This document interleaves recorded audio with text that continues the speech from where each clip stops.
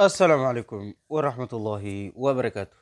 دبنا صاحبتي قيمة بدن ما أنت مقال عصب مقال كده ما أنتو حين قادنا 10 كان سديدات ويندوز 11 10 كان كهوري waxaan kusoo qaadanay sida loo bedelo muuqaalka ama qaabka folderka ama galka qaabka loo bedelayo kusoo qaadanay casharkaanse maanta waxaan ku qaadanaynaa hadduu ilaahay raali ka noqdo sida loo saxo saacadda iyo taariikhda kombiyuutarka sida loo saxo ayaan ku qaadanayna haddii uu kaa qaldan yahay ama haddii uusan automatic ku saarneen.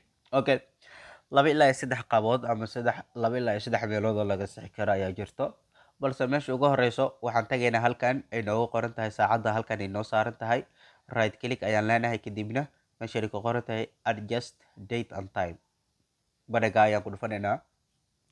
halkaa markii aan ku dhufano marka gudahu ina keena, gudaha markuuna keeno wejigan ayuu inoo soo saaraya. meeshan ay ku qoran tahay time zone-ka automatically ay kugu qoran tahay, sidoo kale meeshana set time automatically.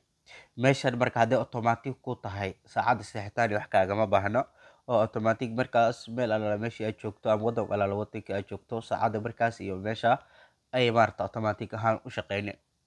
laakiin haddii meeshan off ay kaa tahay marka waa markaas markii saacaddu ay qaldami karto ama seexitaan ay kaaga baahan tahay. halka haddii off ay ku tahay marka meeshan aa ku shaqeynayso ah change, halkaana ku dhufane.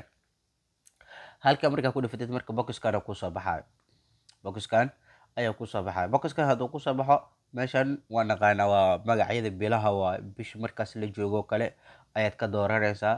halkan waa maarata sidoo kale maalinka bisha ama inta bisha ay marayso ah. halkan waa sanadka, halkanna waa sanad alaala sanadka markaas. halkan waa qaybtaas kore waa taariikhda iyo wixii la xiriira, qaybtanna waa saacadda. tusaale meeshan waa maarata waa hal saac iyo above, waa maarata halkanna waa daqiiqadihii, halkanna am iyo bm saacadda habeenii maalin waxa laala waxay ku tahay, halka ayaa ka dhiganaysa.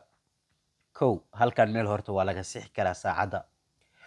okay, meel kaloo laga sixi kara ayaa jirto oo ah halkan inaan iska xirno aan kasoo baxno. okay, meesha kale waxaan soo kicinaynaa control panelka, halkan ayaan soo galaynaa, abkan ayaan soo kicinaynaa. control panelka markii aan soo kicino saan oo kale gudaha markaan ugu soo galno waxaan raadinaynaa meel ay ku qoran tahay date and time, meel ay ku qoran tahay waa kan. halkan fiiri date and time, halkan ayaan ku dhufanaynaa.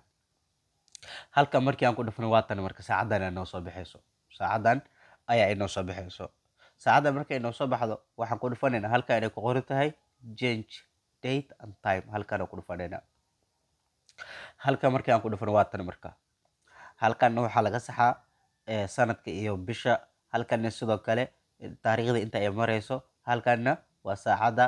qaybtan dambe waa kan am iyo bm ayaa ka kala dhigi kartaa. meeshanna haddii am ku tahay bm aan ka dhiganay, haddii bm ku tahayna am aan ka dhiganay, hadba waa maarata adiga. intaa waa isla helnaa.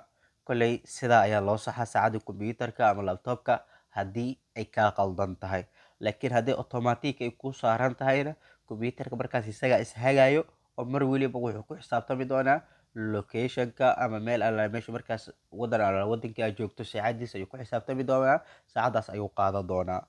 okay, casharkeena sideedaad halka ayuu nooga egyahay. sidaa iyo nabadgelyo, wassalaamu calaykum waraxmatullaahi wabarakaatuh. fadlan haddiid qosan tahay channelkeena subscribe inoo saar, like-ta nagu dhiirigeli, wixii faaliyo comment aad qabtana noogu reeb qaybta faalooyinka.